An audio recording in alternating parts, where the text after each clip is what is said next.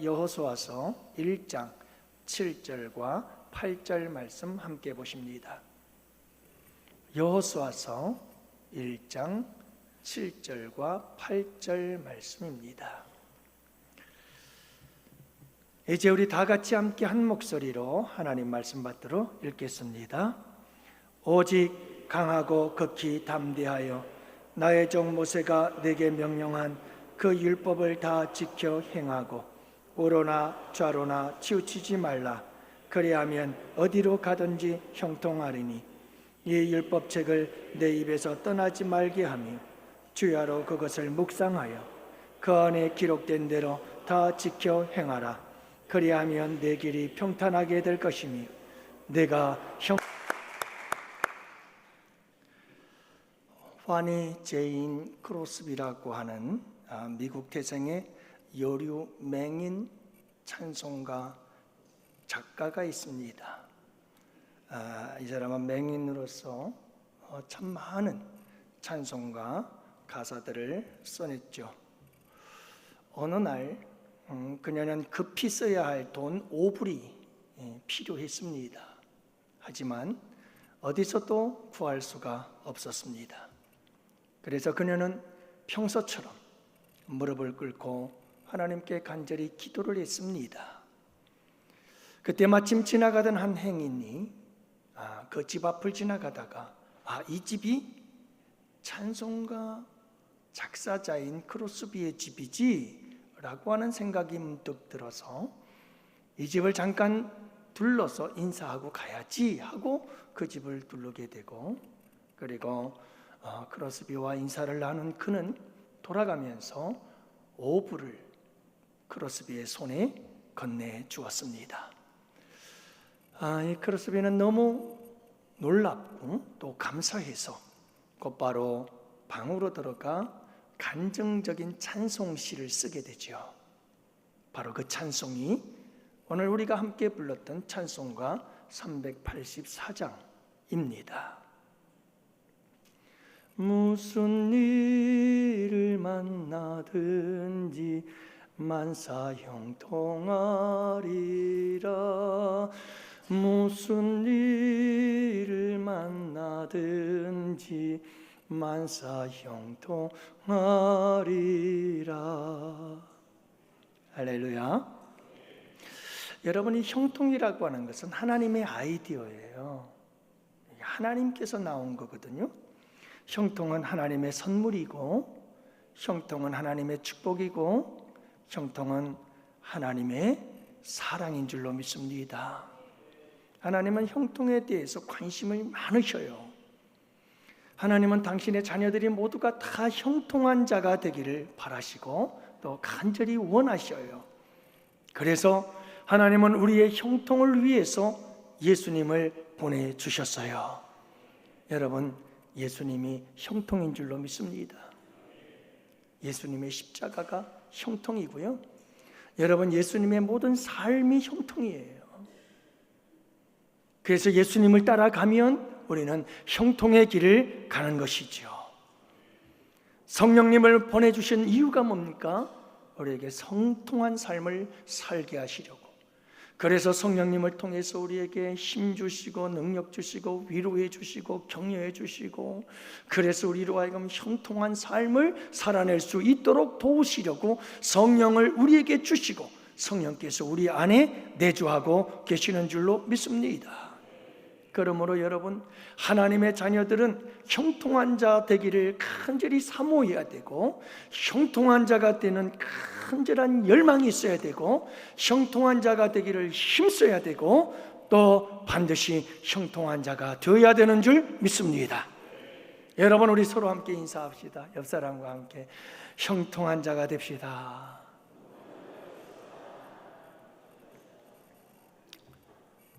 여러분, 그래서 오늘 본문의 말씀을 통해서 하나님께서는 여호수아에게 형통하리라, 형통하리라.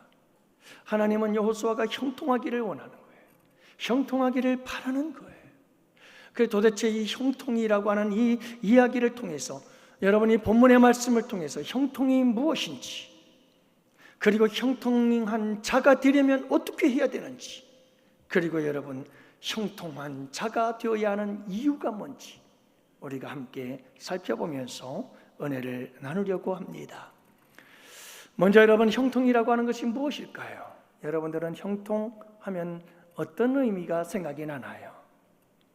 오늘 본문 말씀해 보면 하나님은 두 구절에서 두 번이나 반복해서 형통에 대해서 얘기를 하지 않습니까? 형통하리라, 또 평탄하게 될 것이고 내가 형통하게 될 것이라고 말씀하고 있습니다. 여러분, 도대체 이 형통이라고 하는 것은 무엇을 의미하는 걸까요? 먼저 사전적인 의미, 우리가 일반적으로 사전을 찾아보면 그 사전에서 어떤 의미를 이야기를 하는가? 형통이란 모든 일이 뜻대로 잘 이루어지는 것, 뜻대로 잘 되어가는 것, 이것을 형통이라고 합니다. 누구의 뜻대로 되는 걸까요? 자기 뜻대로, 내가 원하는 대로 일이 잘 되어져 가는 것, 그것을 일반적 의미에서 형통이라고 해석을 합니다. 그렇다면 여러분, 성경적인 의미에서 형통이란 어떤 의미일까요? 신구약 성경 전체를 보면 하나님과 우리 인간과 하나님의 백성과의 자녀들과의 언약적 관계 속에서 하나님께서 약속하신 말씀을 순종할 때 그 순종을 통해서 하나님이 주시는 모든 축복들, 그것을 가리켜서 형통이라고 이야기를 합니다. 더 나아가서, 그렇다면 여러분, 오늘 본문 말씀 속에서 하나님께서 여호수아에게 형통하기를 원하고 형통의 복을 주시기를 원하시는데, 도대체 이 본문 속에서 말하고 있는 형통의 의미는 무엇일까라고 하는 겁니다. 여러분, 오늘 본문 말씀 속에서 형통이란 하나님의 뜻을 이루는 것이 형통인 줄 믿으시기 바랍니다. 여러분, 여호수아에게 형통이란 가나안 땅을 정복하는 이 위대한 하나님의 뜻을 이루고 성취하는 것, 이것이 바로 형통이라고 하는 것입니다. 하나님께서 여호수아에게 형통을 그토록 주기를 원하셨던 것은 바로 그 형통을 통해서 그는 가나안 땅 정복이라고 하는 하나님의 거룩한 뜻을 이루어야 했기 때문입니다. 사랑하는 성도 여러분, 우리에게 정말 소중한 것이 있습니다. 형통의 의미를 잘 이해하시기를 바랍니다. 그래서 성경에 보면, 성경에는 두 가지 형통에 대해서 이야기를 합니다. 하나는 의인의 형통입니다.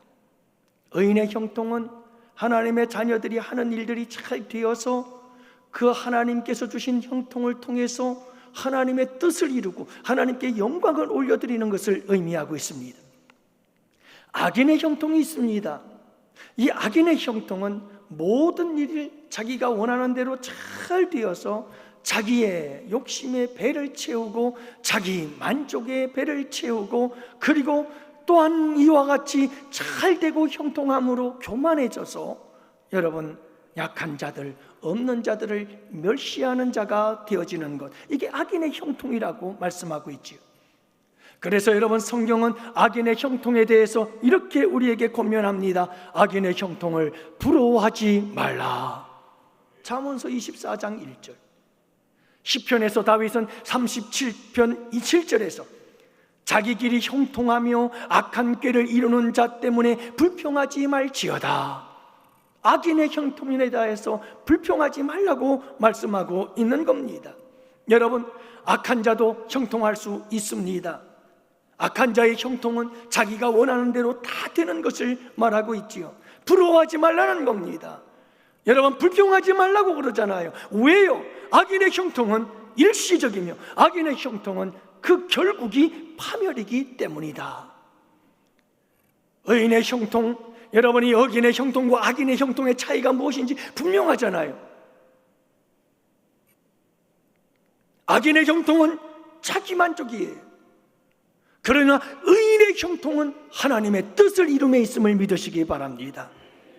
하나님의 영광을 나타내는 게 하나님이 말씀하고 있는 형통이라는 것을 우리는 잊지 말아야 하는 겁니다. 사랑하는 성도 여러분, 우리 모두 이 형통의 분명한 뜻을, 의미를 잘 이해해야 합니다. 그러면 여러분, 어떻게 하면 우리가 형통한 자가 될 수가 있을까요? 오늘 본문 말씀 속에서 하나님께서 우리에게 형통한 자가 되는 방법을 가르쳐주고 있습니다. 여호수아에게 우리 주님께서 형통한 자가 되라고 하시면서 하나님께서 여호수아에게 가르쳐주신 성경의 원리가 있습니다. 본문의 원리가 있습니다. 그것이 무엇일까요? 첫 번째가 말씀으로 형통한 자가 되라고 말씀하고 계십니다. 그래서 여러분, 하나님은 여호수아에게 이 말씀에 대해서 강조하고 있습니다. 오직 강하고 극히 담대하여 나의 종 모세가 내게 명령한 그 율법을 다 지켜 행하고 우러나 좌우러나 치우치지 말라. 그리하면 형통하리라. 어디로 가든지 형통하리라. 8절 말씀을 보십시오. 이 율법책을 내 입에서 떠나지 말게 하며 주야로 그것을 묵상하여 그 가운데 기록한 대로 다 지켜 행하라. 그리하면 내 길이 평탄하게 될 것이라. 내가 형통하리라. 형통의 비결, 형통의 원리가 확실하지 않아요? 하나님의 말씀을 지켜 행하라. 하나님의 말씀을 따라 좌로나 우로나 치우치지 말고 말씀을 따라 가라는 겁니다. 내 입에서 말씀을 떠나지 않게 하라. 다 지켜 행하라.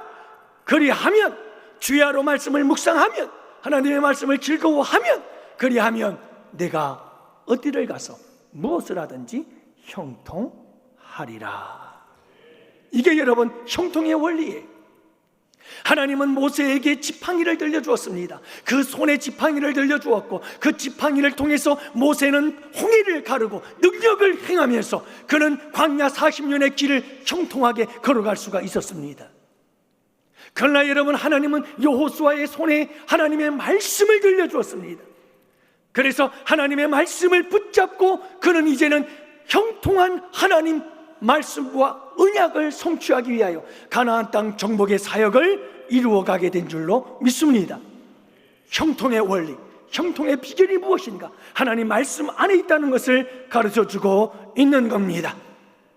여러분, 다윗도 형통한 자가 되었습니다. 그리고 그는 형통한 자를 이렇게 노래하지 않습니까? 오직 여호와의 율법을 즐거워하며 그 율법을 주야로 묵상하는 자로다. 그 행사가 다 형통하리로다. 말씀을 즐거워하고 말씀을 주야로 묵상하는 자, 그가 형통한 자가 된다. 이것이 여러분 다윗의 위대한 고백인 것을 믿으시기를 바랍니다. 사랑하는 성도 여러분, 말씀을 끊임없이 묵상하고 사랑하고 하나님 말씀을 끊임없이 즐거워하시기를 바랍니다. 그리할 때 여러분, 우리 가운데 놀라운 의식의 변화가 일어나게 됩니다. 그래서 오늘 말씀에도 보면 여러분 9절에 내가 내게 명령한 것이 아니냐, 강하고 담대하라, 두려워하지 말고 놀라지 말라고 말씀합니다. 지금은 하나님께서는 여러분이 여호수아의 의식의 전환을 이루고 싶었던 겁니다. 그는 지금 두려워 떨고 있습니다. 그는 지금 놀라고 있습니다. 하지만 하나님께서는 강하고 담대한 자가 되기를 원하셨습니다. 이 의식적 변화를 주님께서 이루고 싶었던 것입니다. 그래서 주님께서 말씀을 붙잡으라고 이야기하고 계시는 거죠.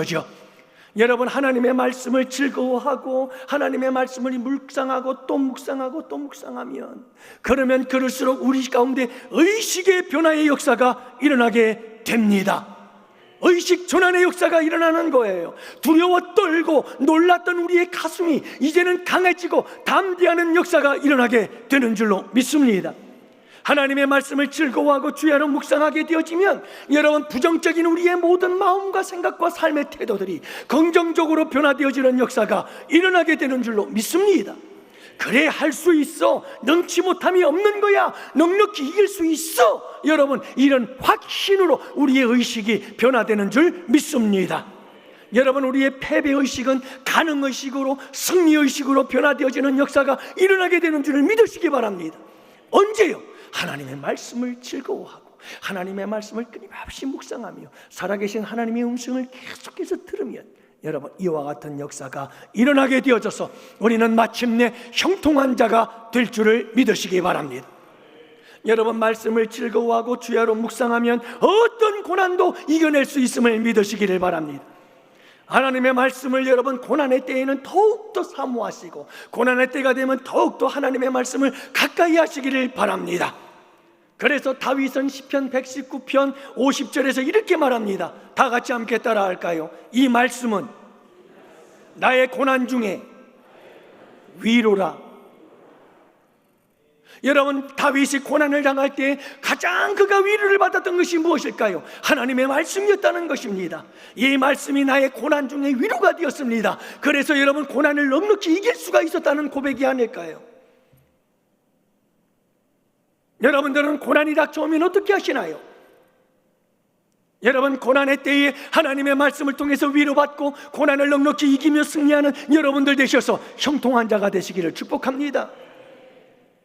여러분, 고난 중에 위로의 말씀을 묵상하면 힘을 얻게 됩니다. 용기를 얻게 됩니다. 강하고 담대하게 됩니다. 지혜를 얻게 되는 줄을 믿으시기를 바랍니다.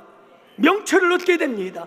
그리고 여러분, 어떤 고난도 정면으로 돌파하며 여러분 헤쳐나갈 수 있는 힘과 용기와 지혜와 능력을 우리 주님께서 주실 줄 믿습니다.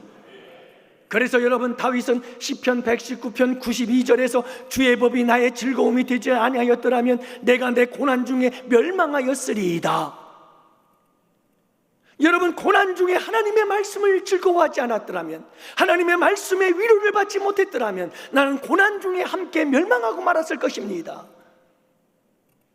고난이 나를 삼켜버리고 말았을 것입니다.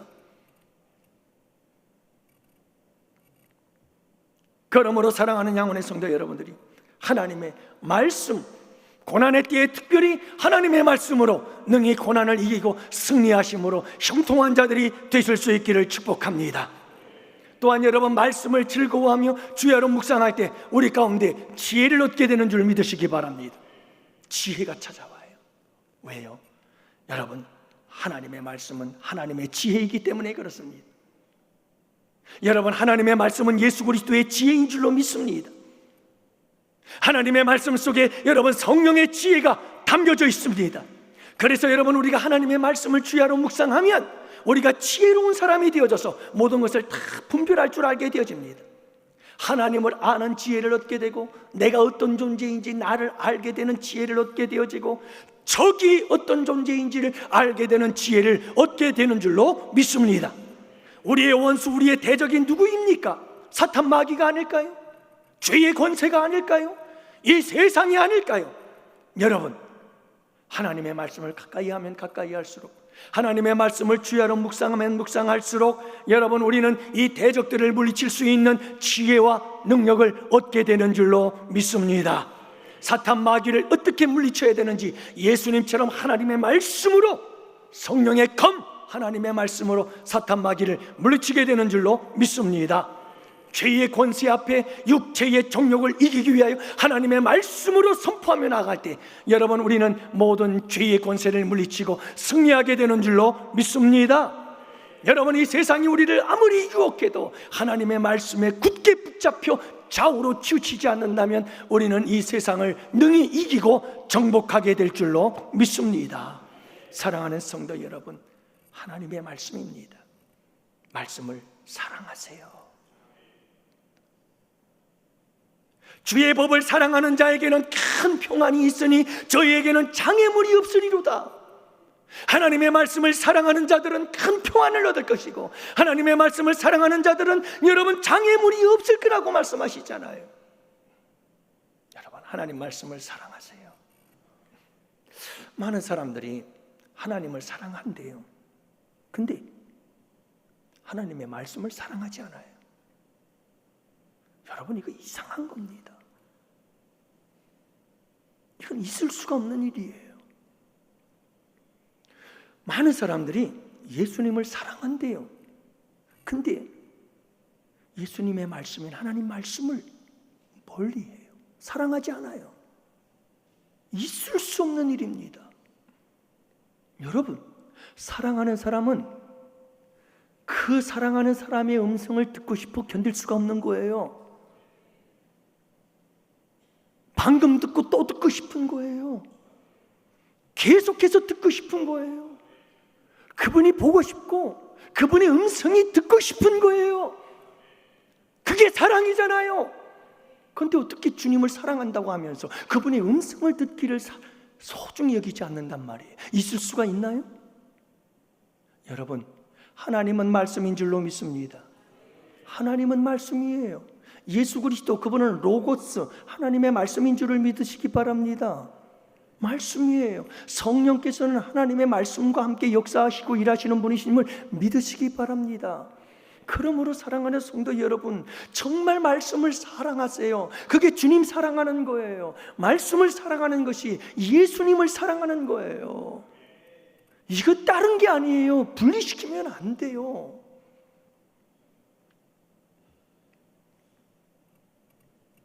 여러분이 하나님의 말씀을 배우세요. 열심히 배우세요. 그래서 우리 가운데 하나님의 말씀의 선순환의 역사가 있게 되기를 축복합니다. 여러분, 하나님의 말씀을 모르면요, 재미가 없어요. 신앙생활에 정말 재미가 없어요. 왠지 아세요? 여러분, 하나님 말씀을 모르면 하나님 말씀을 들어도 이해가 돼요, 안 돼요? 이해가 안 돼요. 설교 시간 졸리기만 해요. 말씀이 안 들어와요. 왜요? 무슨 말씀인지 모르겠어요. 모르니까. 그래서 점점 하나님과 멀어지는 거예요. 신앙생활의 흥미를 잃어버리는 거예요. 반면에 여러분, 처음에는 좀 힘들고 어려워도 하나님의 말씀을 배우기 시작하니까 하나님의 말씀이 재미있기 시작하는 거예요. 더 배우고 싶고 더 알고 싶은 거예요. 조금씩 하나님의 말씀을 알기 시작하면 설교 시간이 기다려져요. 설교 시간이 설레요. 그러면서 여러분, 하나님의 말씀이 들려오기를 시작해요. 구역 예배도, 성경 공부 모임도, 큐티 시간도 기다려지고 사모하게 되는 거예요. 아니까 더 재미있어요. 그래서 선순환의 역사가 일어나게 되는 줄로 믿습니다. 사랑하는 성도 여러분, 하나님의 말씀을 배우세요. 그분의 사랑하는 주님의 음성을 듣지 않고 우리는 신앙생활을 할 수 없는 거예요. 주님을 사랑하는 만큼 말씀을 사랑하는 여러분들 되시기를 바라고요. 주님의 말씀을 사랑하는 만큼 우리가 주님을 사랑한다는 사실을 잊지 마시기를 바랍니다. 이렇게 여러분, 우리는 어떻게 하나님 앞에 형통한 자가 되느냐 하면 하나님의 말씀을 통해서 우리는 형통한 자가 되어진다고 주님께서 말씀하고 있어요. 또 한 가지가 있어요. 여러분, 우리가 형통한 사람이 되려면 성령으로 충만한 사람이 되어야 되는 줄 믿으시기 바라요.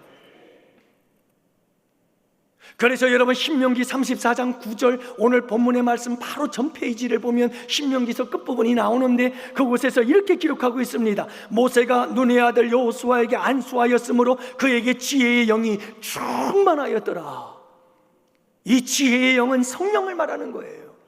성령의 감동하심을 받고 성령으로 충만함을 받은 여호수아가 여러분, 모든 일들이 형통하여 가나안 땅을 정복하는 하나님의 뜻을 이루는 이 놀라운 역사를 이루게 된 줄 믿습니다.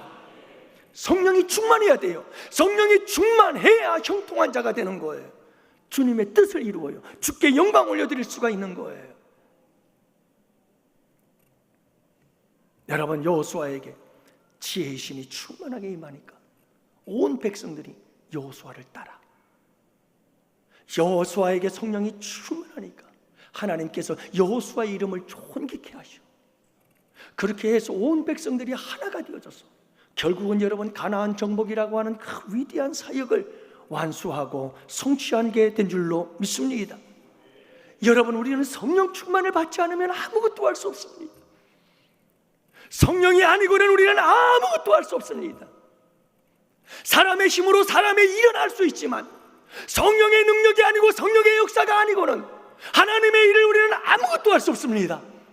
여러분, 성령께서 우리 가운데 충만하게 역사해야 되는 줄 믿습니다. 그러므로 우리는 성령의 충만을 사모해야 됩니다. 갈망해야 됩니다. 그리고 끊임없이 성령 충만을 구해야 합니다. 성령 충만을 달라고 간절하게 주님 앞에 부르짖어야 합니다. 여러분, 마가의 다락방에 여러분 120명의 문도처럼 여러분 밤낮으로 오로지 하여 힘써 기도에 힘쓰고 기도에 집중해야 됩니다.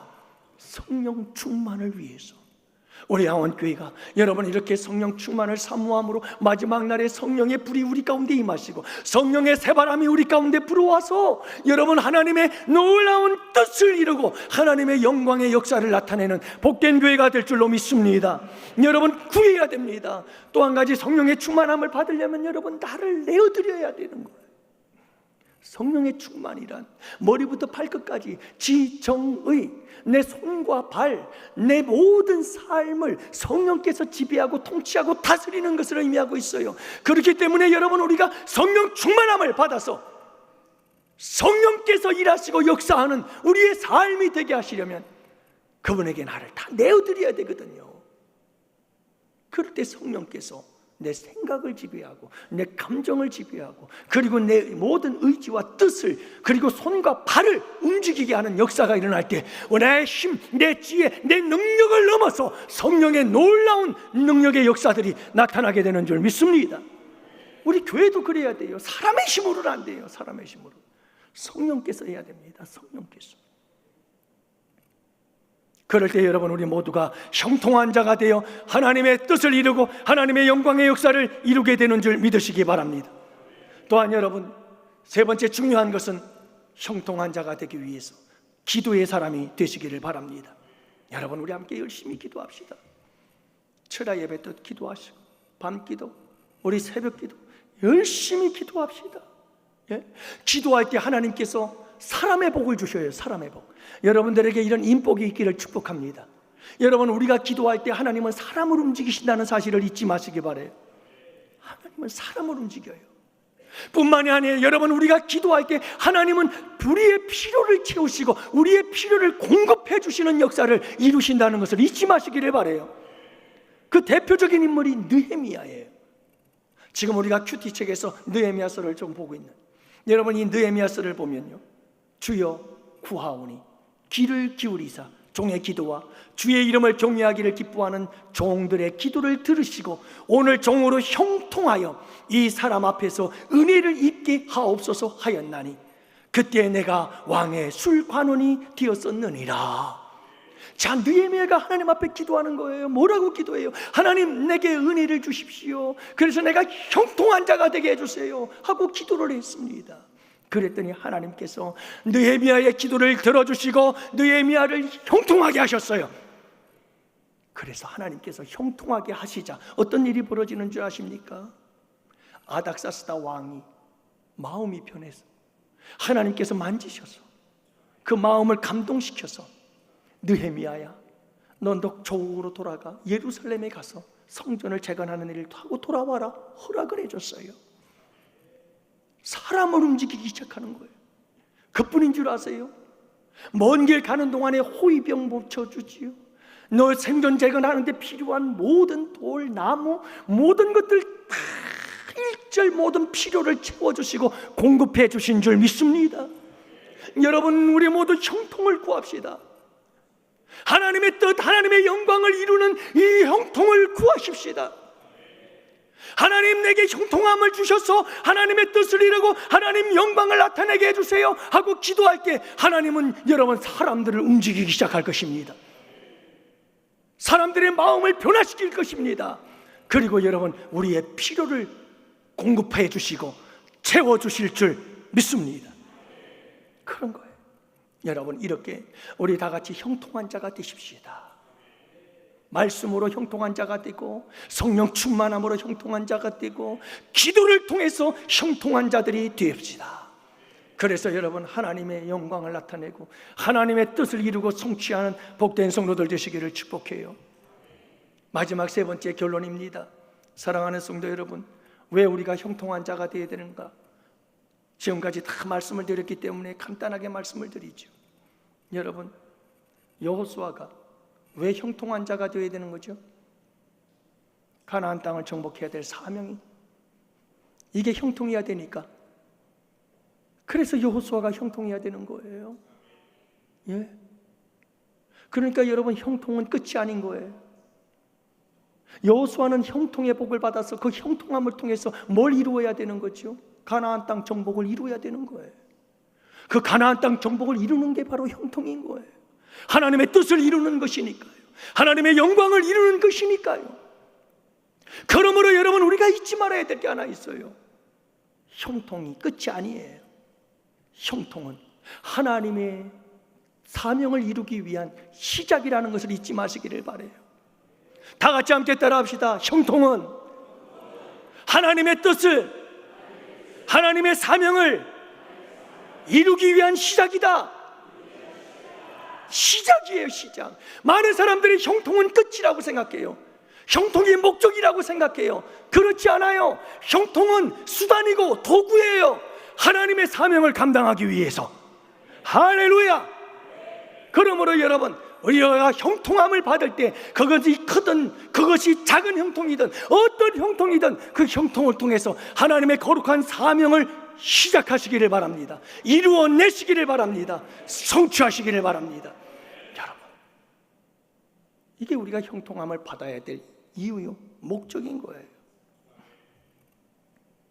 사랑하는 성도 여러분, 여호수아를 보세요. 하나님께서 여호수아에게 형통하게 해줬어요. 끝이던가요? 여러분, 여호수아의 형통함은 가나안 땅을 정복하는 거룩한 사명을 완수하게 되는 도구인 줄로 믿습니다. 하나님은 요셉을 형통하게 했어요. 여러분, 요셉은 정말 형통한 사람 중에 대표적인 인물이잖아요. 근데 여러분, 요셉이 형통했어요. 그래서 국무총리가 된 거예요. 그러나 여러분, 형통해서 국무총리가 됐다고 끝이 아니잖아요. 그것은 시작이었어요. 70명의 가족들을, 언약의 백성들을 살리고 생명을 지켜주는 것이었어요. 가뭄으로 인하여 수많은 생명들을 살리는 일, 이게 여러분, 요셉이 형통한 자가 되어 해야 될 거룩한 사명이었음을 믿으시기 바랍니다. 사명이에요.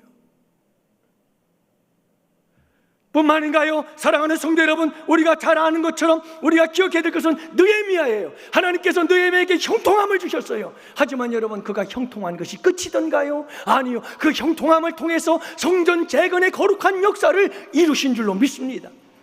사명이에요. 형통과 사명은 함께 가는 거예요. 여러분, 우리는 형통함을 받아야 사명을 감당해요. 형통함이 없으면 사명도 없어요. 그러므로 여러분, 우리가 형통함을 받아야 되는 이유와 목적이 여기에 있어요.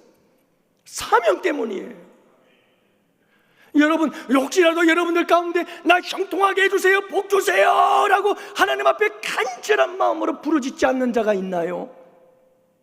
왠지 아세요? 사명을 잃었기 때문에 그래요. 사명을 잃은 자는 형통을 구하지 않아요. 그러나 여러분, 사명이 있는 자는 형통을 구해요. 하나님, 내게 주어진 이 사명을 감당하기 위해서는 형통함이 필요합니다. 하나님, 형통을 주시옵소서. 사명이 형통을 낳고 형통이 사명을 이루어가는 거예요. 그러므로 사랑하는 양원의 성도 여러분들이요, 우리 모두 다 같이 형통한 자들이 되시기를 주님의 이름으로 축복합니다. 형통한 자가 되어서 그 형통함을 통해서 사명을 완수하고 사명을 감당하고 하나님의 뜻을 이루며 하나님의 영광의 역사에 동참하고 참여할 수 있는 영광의 주인공들, 축복의 주인공들이 되시기를 주님의 이름으로 축원합니다. 여러분들의 가정이 형통하고 여러분들의 기업이 형통하고 여러분들의 자녀들이 형통하고 우리 양원교회가 형통하고 저의 목회가 형통하고, 제 목회가 형통해야 우리 교회 잘 되는 거 아니에요? 주님이 잘 되는 거죠. 그래서 형통해야 돼요. 사랑하는 성도 여러분, 하나님께서 여러분들을 형통하기를 간절히 열망하고 있습니다. 간절히 바라거든 이 형통의 주인공 되어서 하나님의 위대한 사명들을 완수하는 복된 양원교회와 우리 성도님들 다 되시기를 주님의 이름으로 축복합니다. 기도합시다. 하나님 아버지, 감사합니다. 오늘도 우리 사랑하는 성도님들 주님 형통하게 해주세요. 우리 교회가 형통하고 성도들의 기업이 형통하고 가정이 형통하고 우리 자녀들이 형통할 수 있도록 축복해 주옵소서. 그 형통함이 하나님의 뜻을 이루고 그 형통함을 통해서 하나님의 영광의 역사를 나타내고